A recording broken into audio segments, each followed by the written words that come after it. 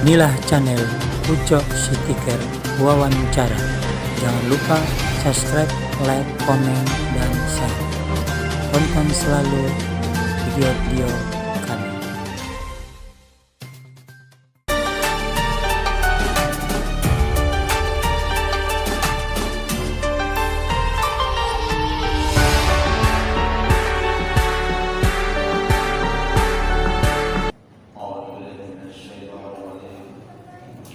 Bismillahirrahmanirrahim. Assalamualaikum warahmatullahi wabarakatuh. Alhamdulillahirabbil alamin. Wassalatu wassalamu ala asrofil anbiya'i wal mursalin wa ala alihi wa ashabihi ajma'in. Amma ba'du. Bersyukur kita Allah Subhanahu wa taala atas nikmat, rahmat, taufik dan hidayahnya. Alhamdulillah, kita bersyukur pagi ini kita masih dibangunkan kembali untuk bersujud bersyukur kepada Allah Subhanahu wa taala. Selawat dan salam kita ucapkan, kita sampaikan kehadiran junjungan kita Nabi Muhammad Rasulullah sallallahu alaihi wasallam. Allahumma shalli wa sallim alaihi. Insyaallah kita menjadi umatnya yang akan mendapat syafaat di kemudian hari kelak. Ya, silakan Ayah.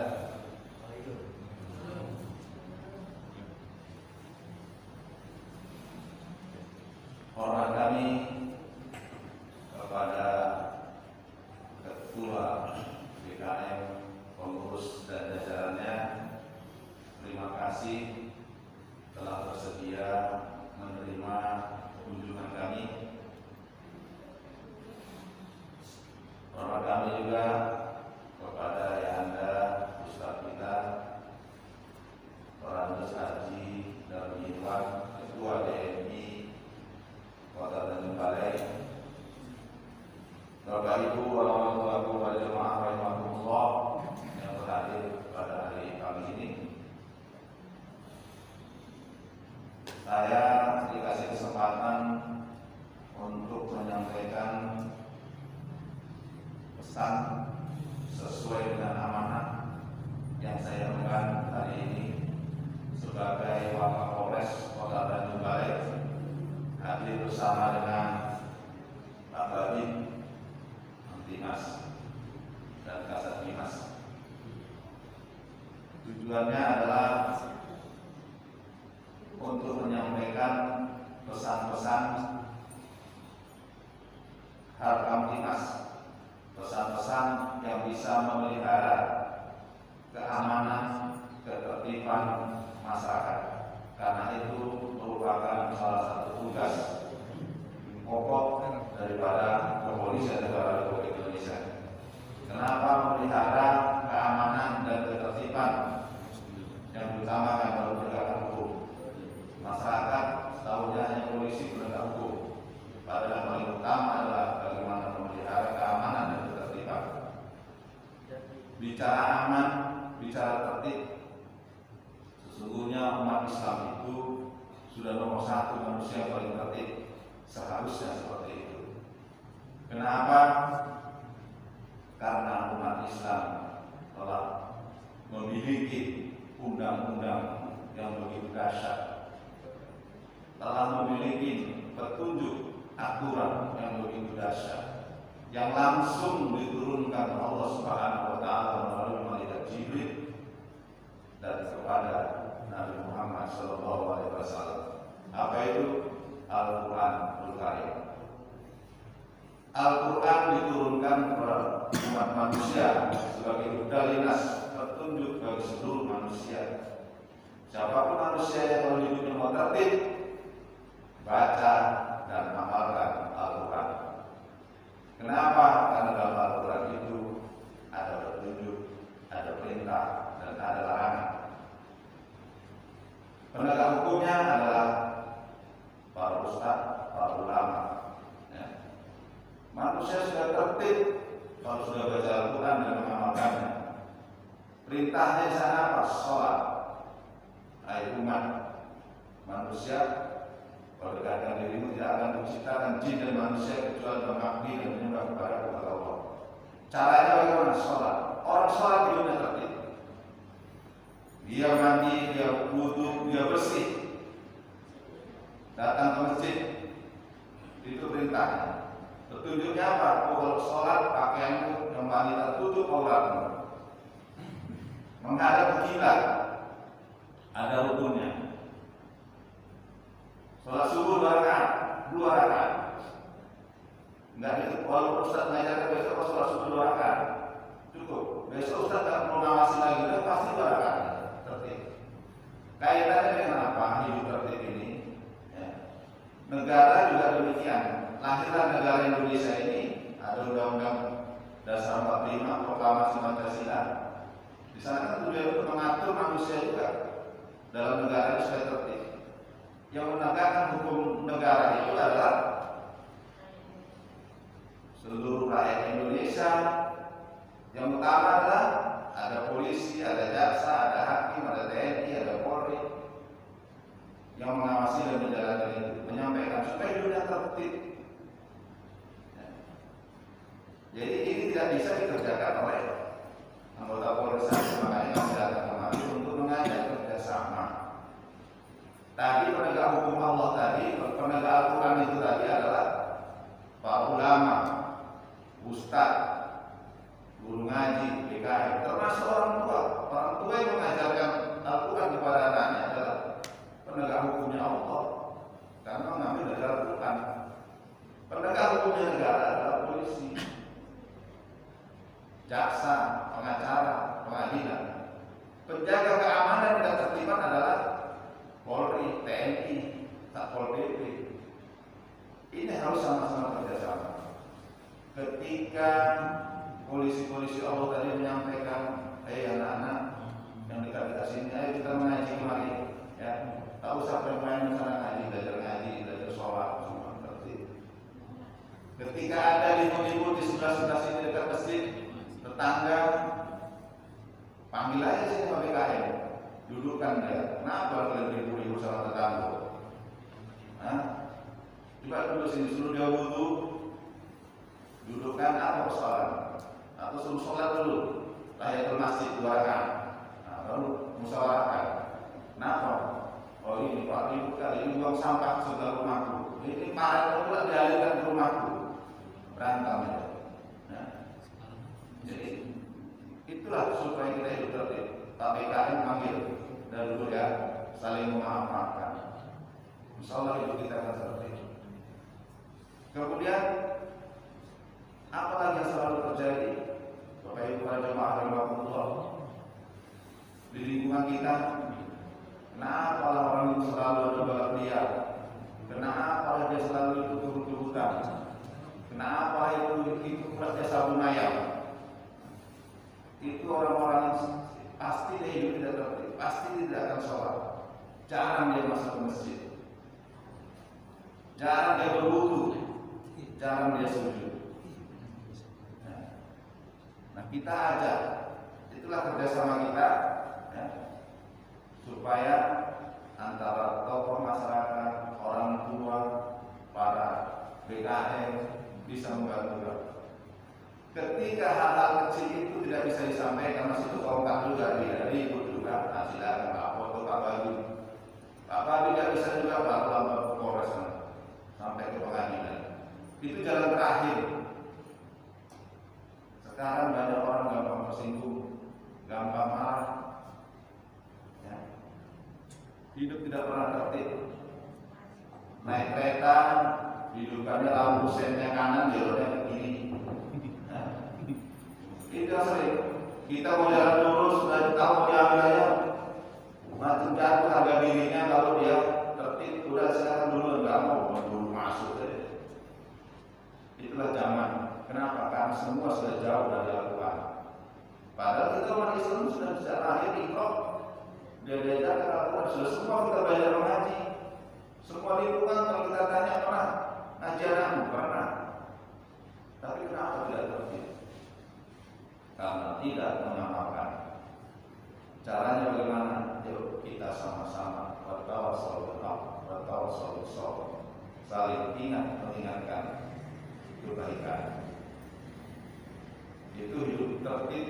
prioritas. Kalau anak kita itu rajin sholat, rajin ke masjid, rajin mengaji, kasih kunci kereta, pasti kan nanya, mana belikan SIM, pasti. Beda kalau anak kita satu lagi, tak pernah sholat, ayahnya tidur, pangkang kereta terletak, melarikannya, kan? Jadi kita umat Islam ini sudah luar biasa sesungguhnya. Kita bicara hari ini narkoba, semua bicara narkoba. Dari mana? Dari rumah ke rumah. Kalau cuma diserahkan sama Pak Polisi, bisa apa yang narkoba ditangkap? Tiap hari kami ada nangkap narkoba. Tadi malam 3 orang kita tangkap. Terus, bahkan sudah tak muat lagi penjara. Tidak muat lagi. Kemarin ada satu mayat itu 8 orang. Kalau dia sudah dekat Al-Quran, dia sudah mengaji, tidak akan lagi mau dia menyambung ayat. Coba, logikanya kita menonton ayat kita laga, ya kita tonton, sadis sekali kan? Makanya ada kata adu domba. Insya Allah nanti di akhir nanti dia pula digaduh kan? Bertaruh pula dia pakai uang, berjudi. Bahaya. Maka ayo sama-sama kita sama-sama mengingatkan siapapun dia, tetangga kita, untuk jauhi itu narkoba. Kalau cuma kita bilang jauhi. Orang kalau sudah kena narkoba itu hilang, lupa dengan situasi. Yang ngasih makan dia tiap hari kerja tempat dia pun dibacok ya. Kemarin kelompok berbagi. Persoalan seperti itu setelah kita periksa, polisi rupanya di otaknya lari dari banyak napi narkoba. Padahal dia bekerja sebagai buruh di kebun sawitnya Pak Ketua itu. Kenapa dia tiba-tiba bisa silap matanya? Gangguan jiwa sudah terganggu, otaknya sudah terganggu. Begitu tega dia menganiaya. Siapa yang disalahkan? Apakah kita tidak mengawasi? Saya rasa dia memang tidak pernah juga masuk masjid. Setelah dilakukan itu, ada kajian itu apa itu ya? Tak pernah didengarnya. Sholat Jumat ketika khatib menyampaikan mimbar tidur ya. Itu sudah sekali dia masuk masjid.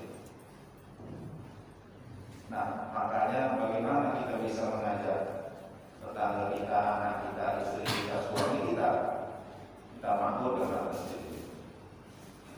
Setelah makmur kita amalkan ajaran ini. Apalagi yang diresahkan di zaman sekarang ini. Kalau sudah narkoba itu, dia tidak tahu ada seseorang di kota Tanjung Balai juga punya 6 anak. Yang nampak sudah gadis, ayahnya masuk ke kamar gadisnya. Sampai melahirkan.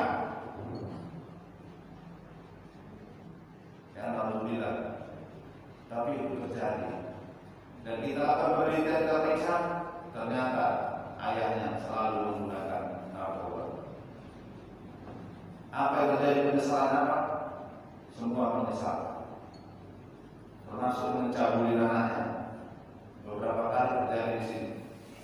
Kadang-kadang saya kadang-kadang menangis juga sedih. Datang ke ayahnya karena dicabuli anaknya. Anaknya 7. Datang rumahnya, Pak Polisi, gimana kalau ayah kami ditahan? Ini yang 8 bisa lo kasih makan. Kadang-kadang pagi-pagi datang dibawanya, digoreng anaknya. Saya tengok.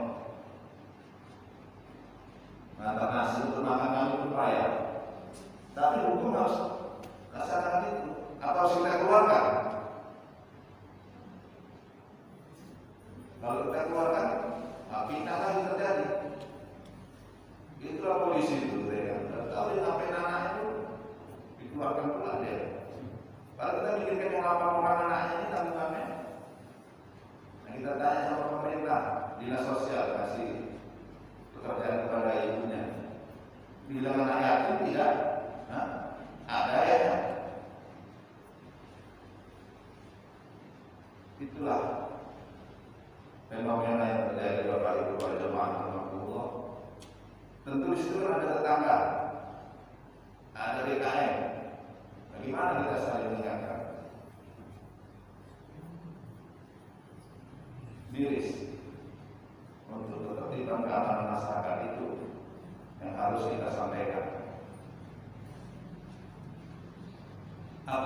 keresahan masyarakat yang sekarang terjadi.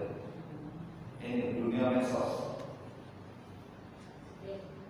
media sosial itu bagus untuk orang pintar, tapi umat kita lebih banyak menyalahgunakan, lebih banyak mudaratnya hanya untuk caci memaki, hanya untuk sindir menyindir, untuk hutang.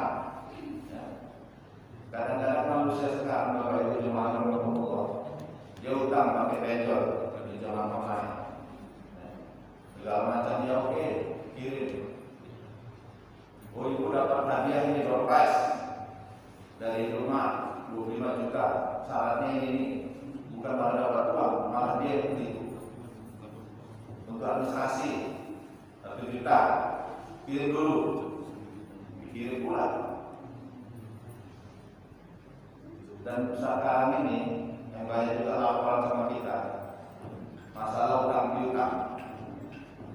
Makanya Al-Quran mengajarkan kalau ada utang kepada manusia harus segera dibayar. Tapi faktanya nggak seperti itu. Dia ketika minjem uang merengek, menyembah apapun jadi. Setelah si punya uang menagih, marah dia, baru uang itu berlahir. Kadang-kadang yang punya uang itu berapa dipukul sama yang punya duit. Dia ngasih minjem, dia masuk penjara. Banyak terjadi seperti itu. Tidak tertib. Setelah kita wawancara, kita periksa, kita tanya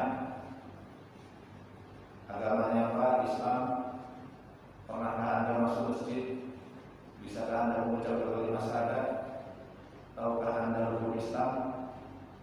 Insya Allah gagap dia jawabnya. Tapi KTP-nya umat Muhammad. Nah, inilah yang bisa kita laksanakan. Bagaimana kita ajak. Kami anggota Polri ini juga nggak bisa. Kalau hanya sisi penegakan hukum, padahal penegakan hukum itu terakhir. Polri itu melaksanakan penegakan hukum sesungguhnya jalan terakhir. Sosialisasi seperti inilah menyampaikan mengajak umat untuk memelihara keamanan ketertiban masyarakat. Kami tinggal mengingatkan, khususnya umat Muhammad, sudah jelas aturannya sudah ada. Apa itu aturan dari Iqra. Kemudian Bapak Ibu jemaah rahimahumullah, yang terakhir pesan yang kami sampaikan adalah Allah Subhanahu wa taala sampai pagi hari ini masih menguji kita dengan datangnya musibah. Apakah itu musibah? Apakah itu hukuman bagi kita semua umat manusia di dunia ini? Begitu mewabahnya corona ini sampai hari ini, ya, sampai negara Arab Saudi itu saya juga tahu melarang umat Islam datang ke negaranya. Kenapa? Lebih banyak mudaratnya. Kalau mungkin kalau kita datang sama-sama ke sana akan berbahaya. Dan memang faktanya seperti itu. Secara khususan memang kita di Kota Tanjung Balai kita bersyukur kepada Allah Subhanahu wa taala. Kita masih level kuning, artinya yang terpapar corona itu sedikit. Tapi ada. Jumlahnya sedikit. Sehingga kita mesti longgar-longgar untuk tidak pakai masker.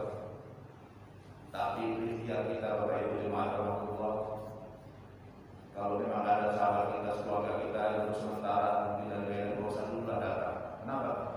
Takutnya dia dari sana dan juga kemana sehingga kembali. Kita tuh kalau bisa tahan dulu, gak usah dulu ke Medan. Ya. Maka begitu banyak persyaratan. Kita naik kereta api harus begini, tujuannya adalah itu supaya kita udah gak usah pergi dulu. Sampai kapan? Ya walau alam. Tapi kita ikhtiar, tidak boleh jadi sombong. Kepada Allah. Ikhtiar kepada Allah.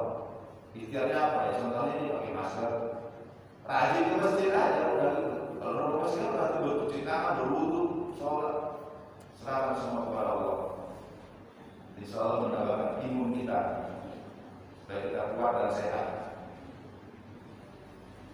Mungkin ini pesan yang disampaikan. Mohon maaf atas tutur kata penyampaian